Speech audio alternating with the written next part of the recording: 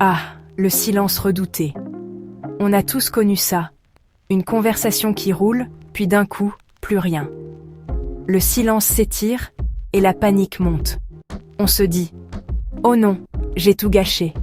Ils doivent en me trouver ennuyeux. » Mais voici la vérité. Le silence n'est pas un échec. C'est normal. Les vraies connexions ont des pauses. La vie n'est pas un film avec un scénario parfait. Quand on est avec quelqu'un en qui on a confiance, le silence est confortable, pas gênant. Les liens les plus forts existent même dans les moments calmes. Alors, la première étape est de changer votre perception du silence. Ne paniquez pas, respirez un bon coup. Voyez-le comme une pause, pas un problème. C'est une virgule, pas un point final. Utilisez ce moment pour vous recentrer, rassembler vos pensées et vraiment voir la personne en face de vous. Ce changement enlève la pression. Vous n'avez pas à remplir chaque seconde de mots. Parfois, partager un moment de calme suffit. Je l'ai vu avec mes agriculteurs. Ceux qui trouvent l'amour ne sont pas ceux qui parlent le plus. Ce sont ceux qui sont à l'aise dans les pauses. La connexion se construit sur bien plus que des mots, des regards, des sourires et de la compréhension. Arrêtons de craindre le silence. Voyons-le comme une opportunité. Accueillez le calme. C'est là que la vraie connexion commence. Alors, que faire du silence? Utilisez-le comme un cadeau, respirez et observez. Commencez par une grande inspiration. Cela calme vos nerfs et éclaircit votre esprit. Ensuite, tournez votre attention vers l'extérieur. Regardez la personne en face de vous. Observez son langage corporel. Est-elle attentive, distraite, souriante? Ces détails sont des indices sur ce qu'elle ressent. Observer n'est pas juger, c'est comprendre. Cela montre que vous vous souciez de plus que vos propres mots. Les gens sentent quand vous êtes vraiment présent. C'est le fondement d'une vraie connexion.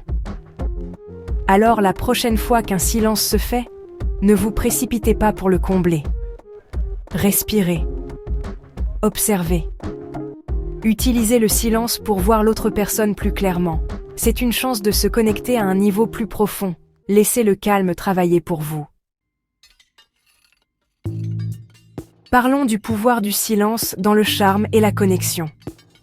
Les personnes confiantes savent que le silence peut être plus captivant que les mots. Pensez aux moments les plus intenses d'un film. Ils sont souvent silencieux, remplis d'anticipation.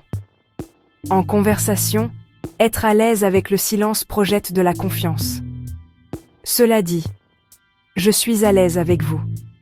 Nous n'avons pas besoin de remplir chaque seconde.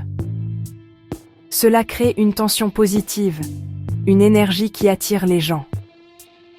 Maintenez le regard de quelqu'un un instant de plus, offrez un sourire calme.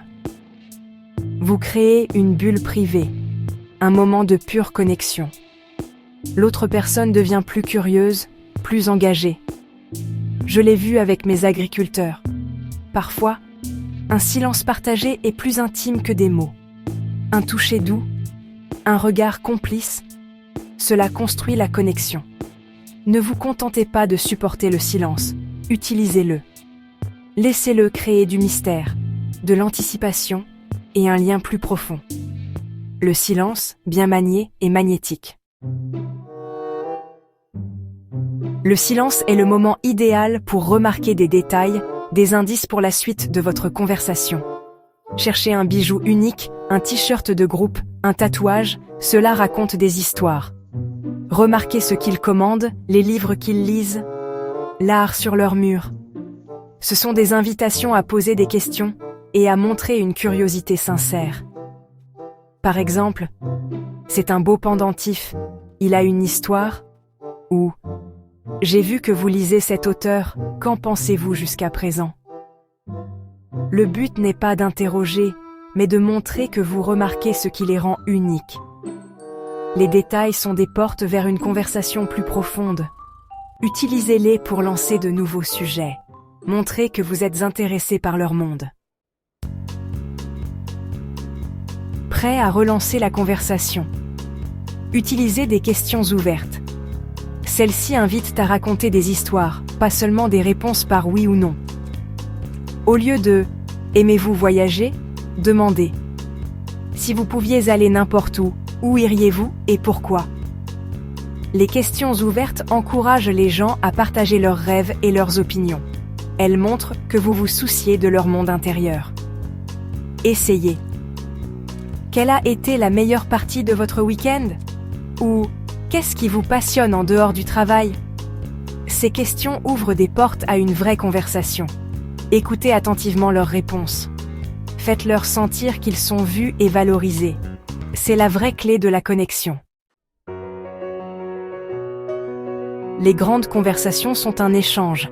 Partagez aussi un bout de vous-même. Utilisez une anecdote personnelle courte qui se rapporte à ce qu'ils ont partagé. S'ils parlent de s'être perdus à Rome, racontez votre propre mésaventure de voyage. Cela construit un pont entre vos expériences. Les meilleures anecdotes sont courtes, légères et un peu vulnérables. Vous n'avez pas besoin d'être parfait. Montrer votre côté humain est attachant. Écoutez les thèmes de leurs histoires, puis connectez-les aux vôtres. Même si ce n'est pas une correspondance parfaite, trouvez un lien. Partager une histoire est un cadeau de confiance. Cela invite à une connexion plus profonde. Laissez vos histoires vous rapprocher. L'humour est un connecteur universel. Utilisez-le pour briser la glace. Vous n'avez pas besoin d'être un comédien. Un humour simple et léger fonctionne mieux. Taquinez gentiment la situation ou vous-même. Par exemple, on est tellement bon en conversation qu'on maîtrise la pause dramatique. Ou, je crois que mon cerveau est parti prendre une pause café. L'humour d'observation est excellent aussi. Signalez quelque chose d'amusant dans votre environnement. Gardez l'humour aimable et positif, jamais aux dépens de l'autre personne. Un rire partagé fait fondre la tension et ravive la conversation. Cela montre que vous êtes léger et agréable à fréquenter. Quand les choses stagnent, un peu d'humour peut ramener l'énergie. Que le rire soit votre arme secrète. Parfois, la meilleure façon de raviver une conversation est de revenir sur quelque chose mentionné plus tôt. Cela montre que vous écoutiez vraiment. Par exemple, vous avez mentionné vous entraîner pour un 10 km. Comment avez-vous commencé la course à pied ? Se souvenir des détails flatte l'autre personne et ouvre de nouvelles pistes. Pratiquez l'écoute active. Prenez des notes mentales de leurs intérêts. Ces détails sont des graines que vous pourrez planter plus tard. Parlez de leur animal de compagnie, d'un hobby ou d'un voyage récent. Cela leur donne le sentiment d'être important et écouté. Par exemple, vous avez dit que vous avez grandi dans une petite ville, c'était comment ? Cela approfondit la conversation et la maintient fluide. Montrez que vous vous souciez d'eux en revenant sur ce qui leur importe.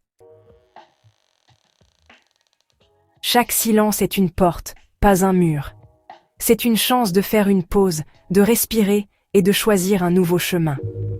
Que vous reconnectiez avec une question, une histoire ou de l'humour, vous co-créez la conversation. La prochaine fois que vous vous trouvez dans un moment de calme, sentez-vous excité, pas anxieux. Voyez ça comme un jeu. Quel indice pouvez-vous trouver ? Quel pont pouvez-vous construire ? Cet état d'esprit transforme l'anxiété en opportunité. Montrez que vous êtes présent, curieux et sincèrement intéressé. C'est le cœur d'une vraie connexion. Maîtriser cela demande de la pratique. Soyez indulgent avec vous-même. Chaque conversation est une chance d'apprendre. Osez poser des questions plus profondes, partager une histoire ou simplement apprécier le calme. N'oubliez pas, la connexion ne se construit pas sur des mots parfaits, mais sur des moments partagés, bruyants et silencieux. Accueillez les pauses. Voyez chaque silence comme un espace pour créer quelque chose de merveilleux.